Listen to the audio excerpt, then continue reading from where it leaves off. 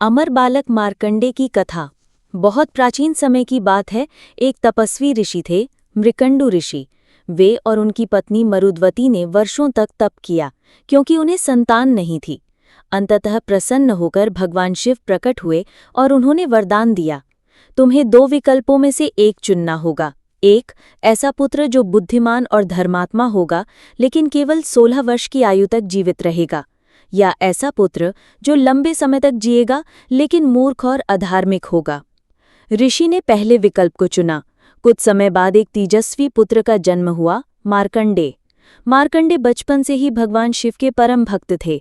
वे नित्य महामृत्युंजय मंत्र का जप करते और शिवलिंग की पूजा करते। जैसे जैसे उनका 16वां जन्मदिन पास आया, माता पिता उदास रहने लगे। जब उन्होंने सत्य बताया तो मार्कंडे ने कहा, माँ पिता चिंता मत कीजिए, मैं भगवान शिव की शरण में जाऊंगा। उस दिन मार्कंडे ने गंगा किनारे शिवलिंग की पूजा शुरू की और महामृत्युंजय मंत्र का उच्चारण करने लगे। तभी यमराज अपने दूतों के साथ उसे लेने आए, लेकिन जैसे ही उन्होंने पास जाने की कोशिश की, एक तेज ऊर्जा से पीछे हट गए।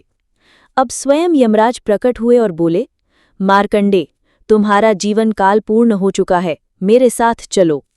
लेकिन मार्कंडे शिवलिंग को पकड़कर और तेजी से महामृत्युंजय मंत्र जपते रहे। यमराज ने क्रोधित होकर अपना पाश यानी फंदा फेंका, लेकिन वह पाश शिवलिंग पर भी पड़ गया। उसी क्षण शिवलिंग फट गया और उसमें से स्वयं महादेव प्रकट हो गए, त्रिनेत्रधारी, गले में सर्प और आंखों में प्रलय का तेज।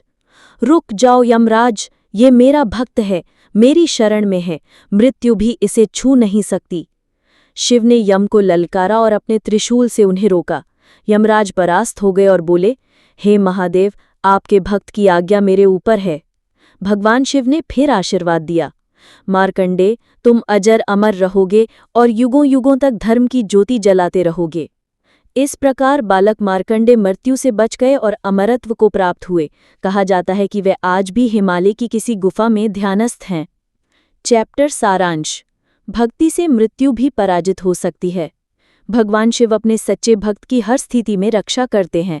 महामृत्युंजय मंत्र में अमोघ शक्ति है।